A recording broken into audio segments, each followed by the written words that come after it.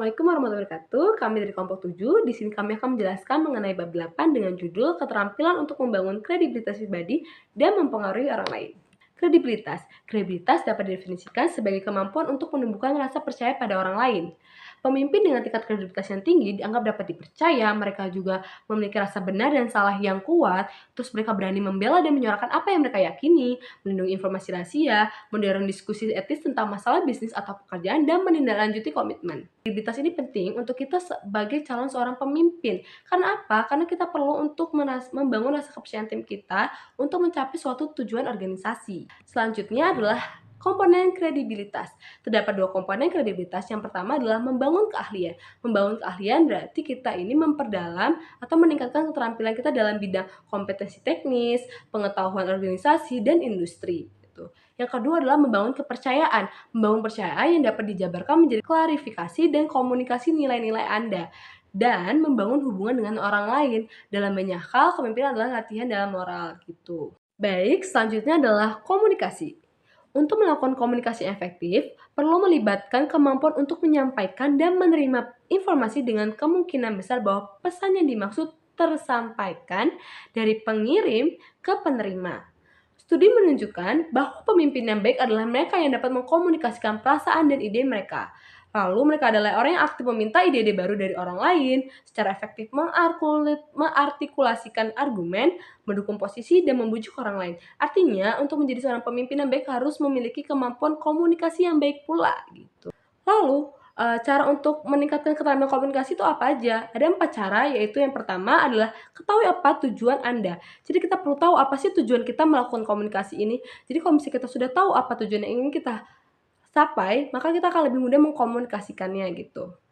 Lalu yang kedua adalah pilih konteks dan media yang tepat. Kita harus tahu nih, media apa sih yang tepat untuk menyampaikan komunikasi ini, untuk menyampaikan pesan ini gimana agar komunikasi dapat berjalan dengan lancar gitu. Misal dengan online atau offline gitu. Selanjutnya adalah kirim sinyal yang jelas. Kita perlu memberikan sinyal-sinyal yang jelas, artinya tidak ambigu atau tidak samar-samar agar pesan yang ingin disampaikan tersampaikan. Oke, baik. Yang keempat adalah secara aktif memastikan bahwa orang lain memahami pesannya, mendengarkan. Jadi kita perlu juga nih tanya nih saat melakukan komunikasi, apakah mereka tuh mendengarkan atau enggak, apakah mereka ini paham atau enggak. Jadi kita juga harus mengecek ulang apakah mereka ini paham apa yang kita maksud agar komunikasi ini berjalan dua arah dengan baik gitu. Mendengarkan, selain membantu kita memahami orang lain dengan lebih baik, mendengarkan secara aktif adalah cara untuk menunjukkan secara nyata bahwa kita menghormati orang lain. Orang-orang, terutama mereka yang memiliki skor penontonan diri yang tinggi, seringkali dapat merasakan ketika orang lain sedang tidak benar-benar memperhatikan apa yang mereka katakan. Cara untuk meningkatkan keterampilan mendengarkan aktif yaitu dengan tunjukkan secara nonverbal bahwa Anda mendengarkan, perhatikan perilaku nonverbal pengirim, menafsirkan pesan pengirim secara aktif, dan hindari menjadi defense. Selanjutnya adalah ketegasan. Cara terbaik untuk memahami ketegasan adalah membedakannya dari dua gaya lain yang dimiliki orang dalam menangani konflik, yaitu kepatuhan atau tidak tegas dan agresif. Sikap tegas adalah kebalikan perilaku dari sikap patuh dan agresif. Perbedaan kualitatif antara ketiga gaya ini seperti perbedaan antara melarikan diri, sikap patuh, melawan agresif, dan memecahkan masalah, sikap tegas. Cara untuk berperilaku lebih tegas yaitu dengan menggunakan pernyataan saya, bicaralah untuk apa yang Anda butuhkan, belajar untuk mengatakan tidak, pantau dialog batin Anda, dan bersikaplah gigih. Menjalankan rapat. Rapat adalah fakta kehidupan organisasi. Rapat yang terencana dengan baik dan dipimpin dengan baik adalah mekanisme yang berharga untuk mencapai tujuan yang beragam dan merupakan cara penting untuk bertukar informasi dan menjaga jalur komunikasi terbuka di dalam dan di antara kelompok kerja atau organisasi sukarelawan.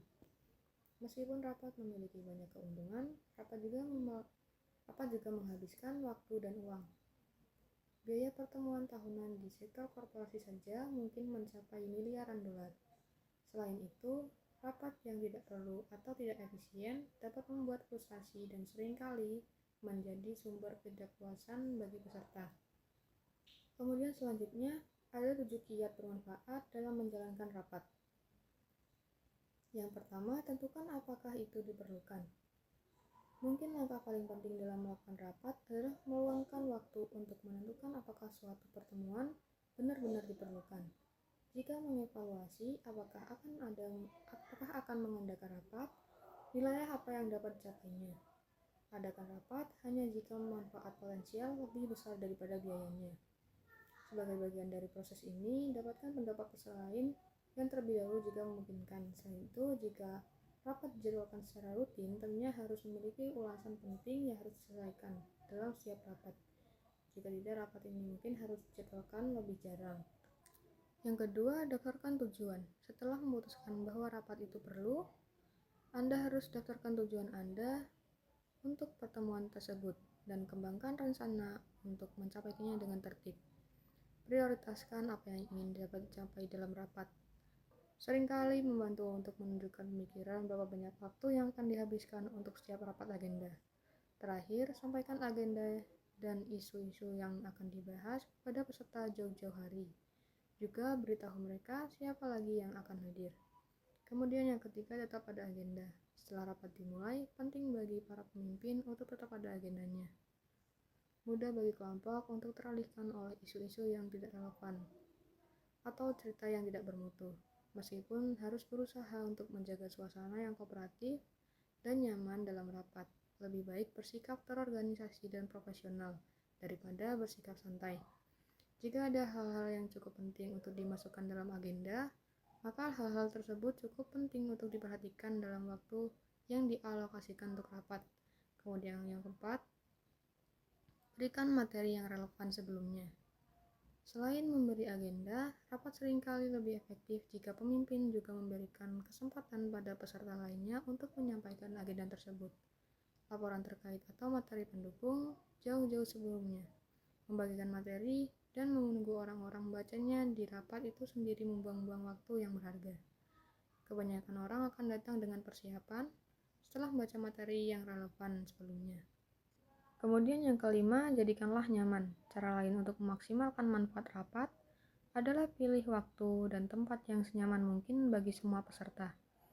Selain memaksimalkan kehadiran, hal ini akan membantu peserta utama agar tidak teralihkan dengan pikiran tentang isu-isu mendesak lainnya.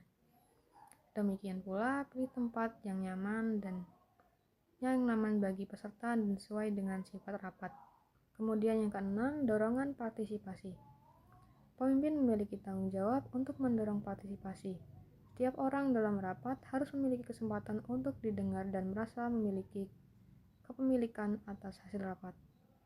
Dalam beberapa kasus, mungkin perlu meminta partisipasi dari orang-orang yang lebih pendiam dalam rapat. Anggota ini seringkali memberikan kontribusi yang berharga bagi kelompok jika diberi kesempatan. Kemudian yang ketujuh, simpanlah catatan. Selama rapat, pokok bahasan, diskusi, dan berbagai keputusan atau tindakan yang diambil mungkin tampak jelas, namun jangan percaya ingatan bisa untuk menyimpan semuanya. Luangkan waktu untuk mencatat sehingga Anda dan orang lain dapat mengonstruksi apa yang dipikirkan peserta dan mengapa Anda melakukan atau tidak mengambil tindakan tertentu. Catat keputusan dan tindakan yang Anda ambil, termasuk siapa yang akan bertanggung jawab untuk melakukannya, dan kapan seharusnya sudah tercapai.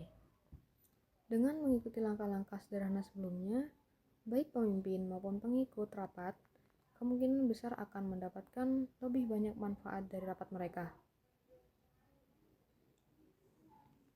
Kemudian yang selanjutnya adalah manajemen stres. Stres dapat meningkatkan atau menghambat kinerja, tergantung pada situasinya. Stres yang berlebihan dapat berdampak buruk juga pada individu dan organisasi, termasuk penurunan kesehatan dan kesejahteraan emosional, penurunan kinerja pekerjaan, dan penurunan efektivitas organisasi. Tingkat stres yang optimal bergantung pada sejumlah faktor. Salah satunya adalah tingkat aktivitas fisik yang benar-benar dituntut oleh tugas tersebut. Faktor lainnya adalah tingkat kesulitan tugas yang dirasakan. Kinerja seringkali menurun ketika tugas yang sulit dilakukan dalam situasi yang penuh tekanan. Panduan manajemen stres yang efektif. Yang pertama, pantau tingkat stres Anda dan pengikut Anda. Memahami stres, mengenali pemicu. Yang kedua, identifikasi apa penyebab stres. Coba untuk menggali lebih dalam, apakah stres Anda berasal dari pekerjaan, hubungan pribadi, atau masalah keuangan. Setelah mengetahui penyebabnya, prioritaskan mana yang paling mendesak dan perlu ditangani terlebih dahulu. Yang ketiga yaitu terapkan pola hidup sehat. Makan makanan bergizi seimbang, hindari makanan olahan dan minuman berkafein tinggi, lakukan aktivitas fisik secara teratur, olahraga tidak hanya menyehatkan tubuh, tetapi juga melepaskan endorfin yang dapat meningkatkan mood. Kualitas tidur yang buruk dapat memperparah stres. Lalu yang keempat yaitu pelajari cara bersantai. Coba teknik relaksasi seperti meditasi, yoga, atau pernapasan dalam. Lakukan kegiatan yang Anda nikmati seperti membaca, mendengarkan musik, atau berkebun. Yang kelima yaitu mengembangkan hubungan yang mendukung. Bergaul dengan orang-orang positif dan mendukung. Jangan ragu untuk berbagi perasaan dan pikiran Anda dengan orang-orang terdekat. Yang keenam, tetapkan segalanya dalam perspektif. Tanyakan pada diri sendiri seberapa pentingkah masalah ini dalam jangka panjang. Cobalah melihat sisi positif dari setiap situasi. Yang ketujuh yaitu tetapkan model ABC. A yaitu adversity, kenali peristiwa atau situasi yang memicu stres. B beliefs, identifikasi pikiran atau keyakinan Anda tentang peristiwa tersebut. Dan yang terakhir yaitu C consequence, amati emosi dan perilaku yang timbul sebagai akibat dari pikiran Anda. Lalu selanjutnya adalah pemecahan masalah, yang dimana yang pertama mengidentifikasi masalah atau peluang untuk perbaikan. Tentukan secara jelas apa yang sebenarnya menjadi masalah atau peluang untuk perbaikan. Kumpulkan informasi sebanyak mungkin tentang masalah tersebut. Data ini bisa berupa fakta, angka, pendapat, atau observasi. Identifikasi pola, tren, atau hubungan antara berbagai faktor yang terkait dengan masalah. Selanjutnya yaitu yang kedua menganalisis penyebabnya.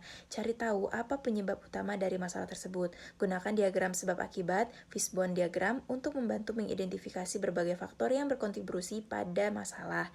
Lalu yang ketiga, mengembangkan solusi alternatif. Lakukan brainstorming untuk menghasilkan ide-ide solusi sebanyak mungkin. Jangan takut untuk berpikir out of the box. Evaluasi setiap solusi yang telah dihasilkan berdasarkan kriteria tertentu seperti efektivitas, efisiensi biaya, dan dampak terhadap pihak lain. Lalu yang keempat, memilih dan menetapkan solusi terbaik. Pilih solusi yang paling sesuai dengan situasi dan sumber daya yang tersedia. Buat rencana aksi yang jelas dan terperinci tentang bagaimana solusi tersebut akan diterapkan. Tentukan siapa yang bertanggung jawab atas setiap tugas. Terapkan solusi yang telah dipilih dengan konsisten.